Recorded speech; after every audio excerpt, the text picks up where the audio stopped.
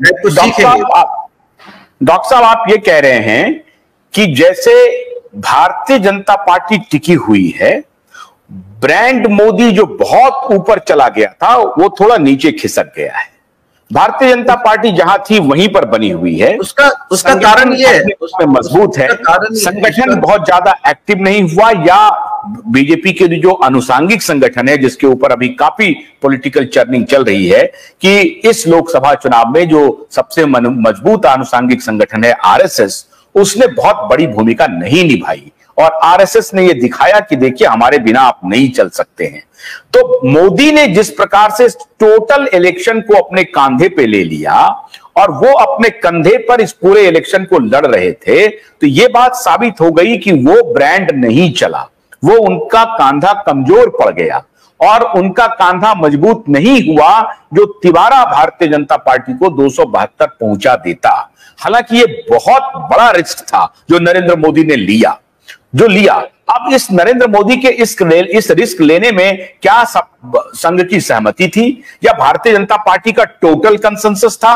मुझे नहीं लगता है। जिस प्रकार से पिछले 10 वर्षों में नरेंद्र मोदी की जो वर्किंग स्टाइल रही है, उससे तो यह लगता नहीं है कि भारतीय जनता पार्टी के बाकी नेताओं से उन्होंने कुछ कंसेंसस बिल्ड किया होगा कि साहब मेरे को प्रोजेक्ट करो, मैं ही एक ऐसा फिगर हूं जिसके नाम पर तुम तीसरी बार का जो 2 टर्म का जो एंटी इनकम्बेंसी है उसको न्यूट्रलाइज कर सकते हो, मैं एक अच्छा पर्सनैलिटी हूं जिसको आप बेच सकते हो। मुझे नहीं लगता है कि यह संघ का या बीजेपी का कंसेंसस डिसीजन होगा और मोदी ने यह आइडिया फ्लोट किया जिसको एक प्रकार से बीजेपी और संघ को मानना पड़ा और वो आइडिया फेल हो गया। तो अब जब वो आइडिया फेल हो गया तो जो ब्रांड मोदी है, मैं ये नहीं कह रहा हूं कि ब्रांड मोदी खत्म हो गया, लेकिन दूसरे नेताओं के बरक्स तो अभी भी उनकी पॉपुलैरिटी बहुत अधिक है, लेकिन भारतीय जनता पार्टी और ब्रांड मोदी में नुकसान ब्रांड मोदी को हुआ है और अब शायद भारतीय जनता पार्टी आने वाले दिनों में यह रिस्क नहीं झेल सकती है कि ब्रांड मोदी को लेकर के हम बढ़ते रहें और पार्टी का नुकसान करते हैं। इसलिए ऐसा लगता है कि नेतृत्व पर विचार हो सकता है। सतीश जी,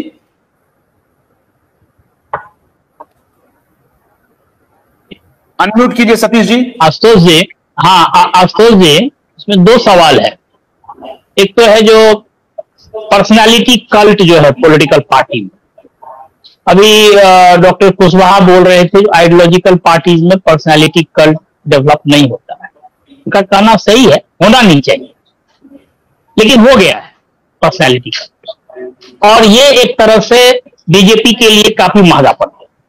और अभी जो डिस्कम्फर्ट आप देख रहे हैं आरएसएस के भीतर, क्योंकि जहां तक आरएसएस के बारे में हम जानते हैं, मेरी जानकारी है, आरएसएस एज एन ऑर्गेनाइजेशन कभी भी किसी लीडर के अगल बगल अपने संस्था या अपनी विचारधारा को नहीं चलाना चाहता। इसीलिए आपको होगा जब वाजपेयी जी के टाइम में भी लगता था जो वाजपेयी जी का नाम ज्यादा महत्वपूर्ण हो रहा है पार्टी से, तो आप देखते होंगे सुदर्शन थे उस समय आरएसएस के हेड, वो कुछ न कुछ वक्तव्य देते थे और कहीं ना कहीं खींचने का काम करते थे पीछे। तो ये एक समस्या रहा है दोनों के रिलेशनशिप में, लेकिन मोदी के टाइम में ये क्लाइमेक्स पे था, क्योंकि इस इलेक्शन में तो आप पाएंगे जो पार्टी ने अपना मैनिफेस्टो भी जारी नहीं किया पार्टी के नाम से, मोदी का गारंटी जारी, मोदी का परिवार। आप देख रहे होंगे 2 दिन पहले अखबार में देखे हैं जो कहा गया है, जो आप अपने ट्विटर हैंडल से उतार ले लोग, मोदी परिवार, अब कहे बीजेपी परिवार। तो ये सब एक संकेत हो रहा है जो आप बता रहे थे कि ब्रांड वैल्यू जो था मोदी के नाम पे वोट आएगा, क्योंकि बहुत सारे जो आरएसएस और बीजेपी को नजदीक से जानने वाले लोग हैं, जो विश्लेषक हैं, उनका कहना है जो अभी जिस रूप से आरएसएस बीजेपी का विस्तार हुआ है 30 साल 25 साल, उसमें तो 180-120 के बीच वो अपने सीट लाने के काबिल हो चुका है। जो 100 सीट का जो बढ़ोतरी था 303, वो मोदी जी के लीडरशिप को लोग एट्रीब्यूट कर रहा था, जो मोदी जी के लीडरशिप के कारण 100 सीट का बढ़ोतरी पड़ा, जिसको मोदी जी ने 100 और खींच दिया जो हम 400 कर देंगे। खिसक के आ गया कहां, जहां बीजेपी था वहां 240 पे। तो कहने का मतलब ये साबित हो गया जो मोदी के लीडरशिप के अगल बगल जिस तरह से पूरे डिस्कोर्स को चलाया जा रहा था, उसको एक बहुत बड़ा जोल्ट लगा है।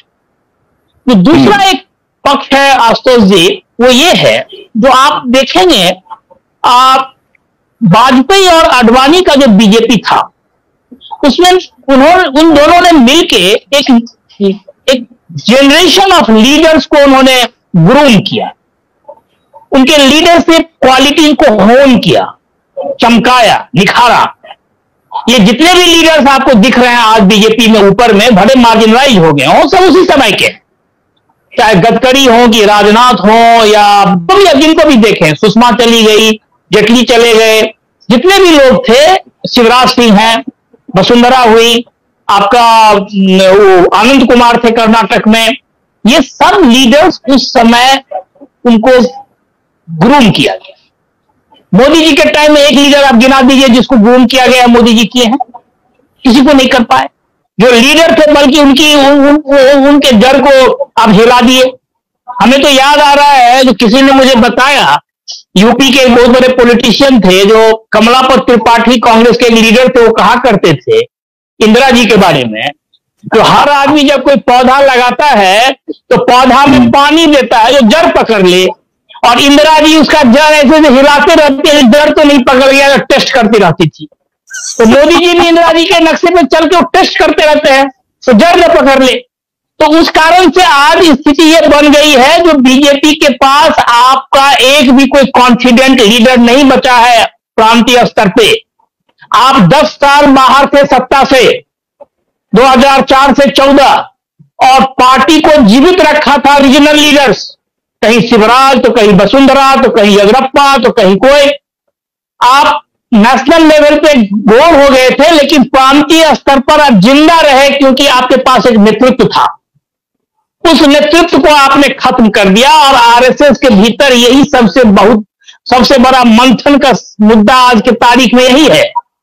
जो हम मोदी के बाद, मोदी तो हमेशा कोई आदमी तो परमानेंट पॉलिटिक्स में नहीं होता है, जो ऑर्गेनाइजेशन है, आइडियोलॉजिकल पार्टी है, वो तो 10 साल 20 साल 50 साल के टर्म्स में सोचता है। तो उसके लिए एक विचारणीय प्रश्न है कि जिस मुकाम पे आके खड़ा कर दिया गया है पार्टी को, और जब आपका, जो आप खुद बोल रहे हैं, ब्रांड मोदी फेल कर गया, तो आगे का रास्ता क्या होगा? चारों तरफ अंधकार दिख रहा है, कोई कहीं कुछ नहीं दिख रहा है, नेतृत्व गोल है, और इस तोड़ जोड़ की राजनीति में, और आपको ईडी और सीबीआई और तरह तरह के एजेंसीज के थ्रू आप कितने दिन पार्टी को चलाएंगे?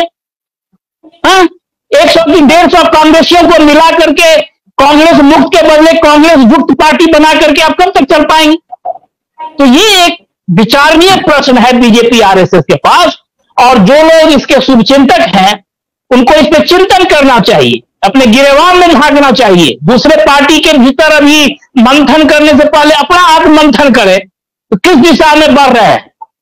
कहीं ऐसा ना हो जो जमीन खिसकते खिसकते, मैंने कहा 40, हाँ अतिशयोक्त लगा होगा, लेकिन हम ये कह रहे थे कहीं खिसकते खिसकते ये ना हो जाए तो आपकी स्थिति वही हो जाए जो आप एक समय में थे, 84 से लेकर के 1999 तक। ये एक महत्वपूर्ण प्रश्न है, इस पे चर्चा होनी चाहिए। भोलानाथ के 2-in-1 बैटरी ऑपरेटेड हार्वेस्टर कम ब्रश कटर के साथ ट्रॉली अतिरिक्त लागत पर उपलब्ध है।